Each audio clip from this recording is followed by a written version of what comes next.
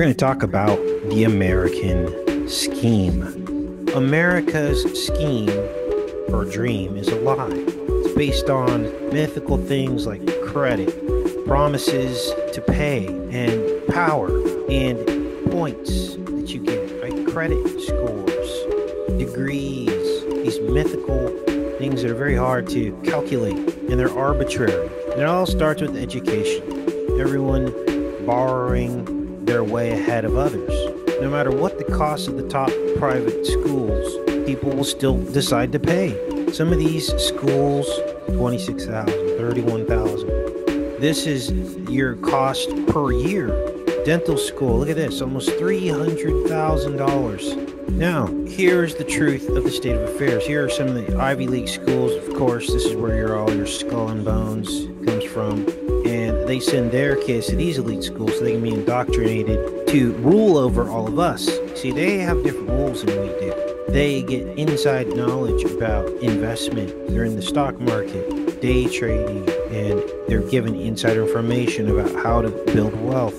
This is the American scheme. And again, some people are borrowing hundreds of thousands of dollars in education. And then what that does is it indentures themselves to the debt. A lifetime of indentured servitude to pay off that debt. Here's the problem. Some of us get into competition. We think we're somehow going to compete with the Ivy Leaguers. And so people are willing to put forth larger and larger amounts of borrowing money in order to make the kind of money that the Ivy Leaguers make, whereas that's impossible because you've already started out behind the eight ball. Now, there are some success stories, of course, and they like to parade those kinds of people out to dangle the carrot for all the rest of us that come from nothing. You know, the Bible says that 7 years is the maximum you should be paying debt. 7 years.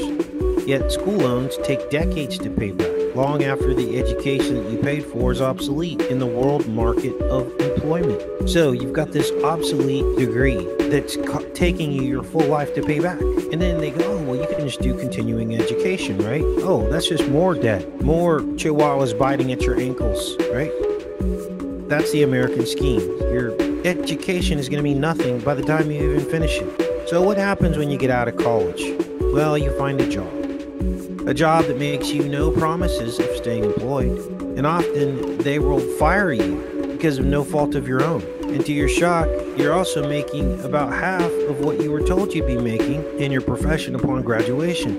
Usually, young adults are taxed at the highest rate, that is if you don't own a home and you're not married, as soon as you come out of college. So what you have are high taxes, pressure to buy a home, which will give you some kind of a tax write-off, right? And pressure to get married. So you buy a house, you get the interest write-off, and you basically assume all of the risk of an outdated home to save a little on taxes, because very few people coming out of college are buying brand new homes. So you save a little bit of money on taxes because you bought this home, but you still have those school loans looming over your head. And everything you own now has to be insured. Your car, your home. A lot of home loans are actually requiring that you have some kind of insurance with it, right? This is money you're paying in that you're never going to get back. So now you're paying back school loans. God forbid you get a DUI or a couple speeding tickets, because that's going to increase your car insurance. And basically you've got your 30-year mortgage. Again, why are they doing 30-year mortgages when the Bible says you're not supposed to do any more than 7 years?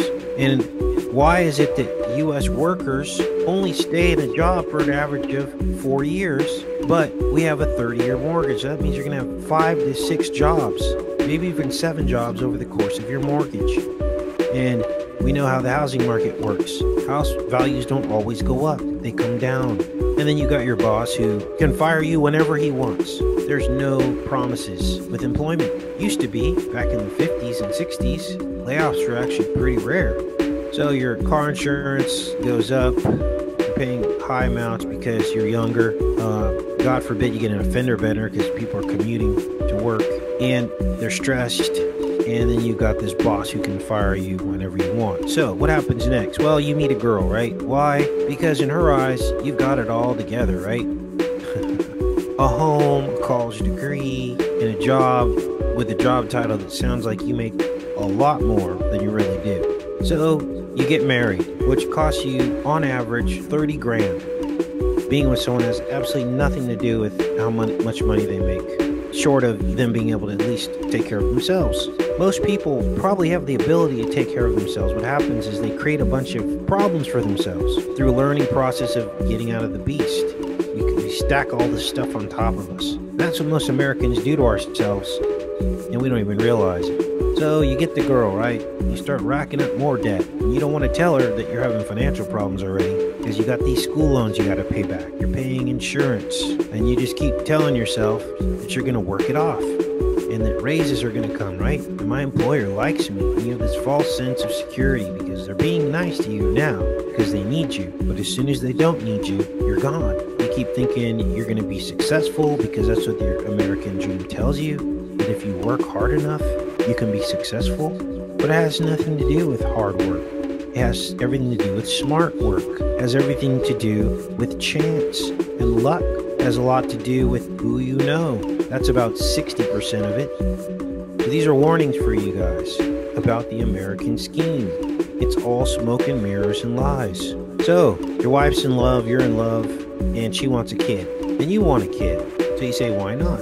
So she gets pregnant. No sooner does she get pregnant, because your employer wants you to stay on the ball, right? He wants you to stay in this debt so that you can help the economy. This is what they do. So they give you health insurance to have a child. It's weird. I remember both my kids were pretty much paid for. I don't think I had to pay a dime out of my pocket to have children or to do a marriage certificate, right? All that's free almost. But once they got you, then you're in their web. You're in their web of lies. And so the employers they're doing their deed, right, for the New World Order to make it easy for you to have kids because they know that those kids you're going to love and do whatever it takes to make sure they have the best life possible. They know that children are the hook. Children are the hook, and they know that. So they draw you into that by giving you free children, basically. They know your children are going to go to the best schools, and you're going to do everything you can to give them material things and keep the beast going, right? And I'm not saying it's bad to have kids. I have 2 kids. I'm saying the reasons why they're doing it is a trap. They're trapping you into this servitude to be slaves. So, the American scheme. Water heater breaks. You start missing mortgage payments. It only takes 3 payments to lose your mortgage investment. 3 missed payments, and your house is gone. Okay? You don't think the bank is going to be all over that to snap up your investment? Life insurance. Oh, you're a bad person if you don't take care of your family with life insurance. This is what I was told. Well, guess what? It only takes 30 days of a lapse in your payment to lose all the money you paid into your life insurance. And all those payments will not be refunded. You could pay into a life insurance policy for years. As soon as you miss 30 days, which could be caused by anything. You could be sick. You could get a divorce. You could just not feel like working for a year. The American scheme. See how this works? Water heater breaks, the roof starts to leak, and your wife wants a new bathroom. So what do? You take out an equity line on the home. You got a little bit of equity stored up. Pull funds from the equity line. You're making repairs because the new baby's coming, and you want to make a beautiful, sterile environment for these kids, right? Mom needs a safe car to drive to protect this new life that you're bringing into the world, and they've equated that to you're a bad father if you don't get life insurance for your family and get a brand new car for your wife and kids to keep them safe in case anything happens to you. See, it's all fear-based, and mom likes that new car, that shiny new car, because being a mom isn't self-fulfilling anymore on its own. Used to be, not anymore.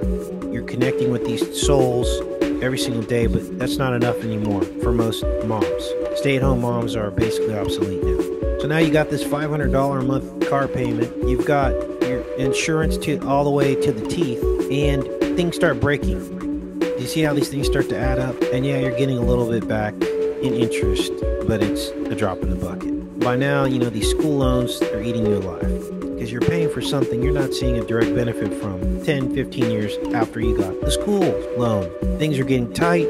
Now you're upside down on your house because you borrowed against it. You're still paying off that wedding and the furniture from 5 years ago that you bought. that's already broken. You're still paying for that. And now the kids are old enough to go to Disneyland. Everybody's got to go to Disneyland, right? You don't take your kids to Disneyland, you're a bad father.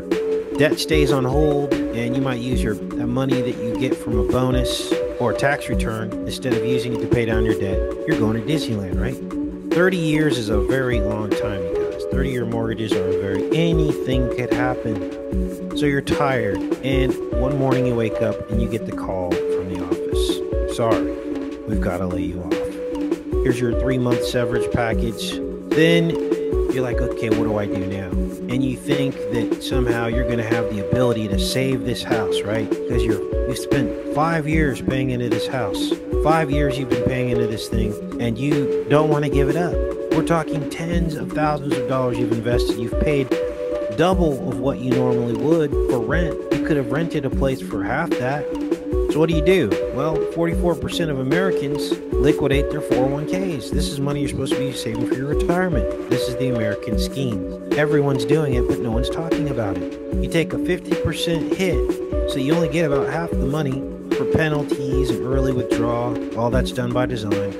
Who gets all that money back? The banks.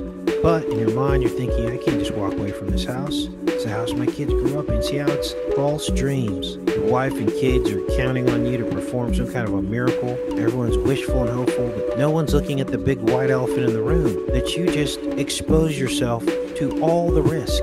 Bank takes back the house, sells it to another sucker with a 10% markup. Insurance companies walk away with everything you paid in because you missed a couple of insurance payments on your life insurance. Your wife leaves you because she feels like you work too much and you don't pay attention to her and the kids.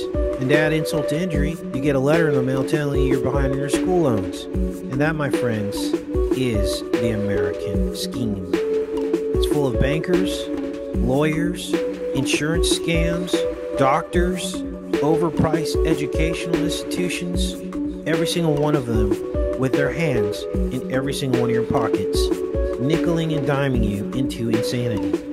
You are the one that's required to make all the promises with absolutely no promises in return. You have to make a promise to pay everyone, but yet no one is making a promise back to you that you will have a job tomorrow, that your family will be taken care of. It's a racket, and you take all the risk. There's no loyalty, there's no assurances, no promises. The only promise is that you will have to go back to work to dig yourself out of the situation that you're in. Less is better. Once you learn to live with less, you learn that having something in your possession doesn't mean a whole lot anymore. Just because you have something doesn't mean anything. That thing could be gone tomorrow, but yet you're still going to pay for that. Once you get over the effect of gratification from objects and things, once you get over that, you start investing your time in other things like spiritual things, stuff like that. That is when you are free. And that is only when you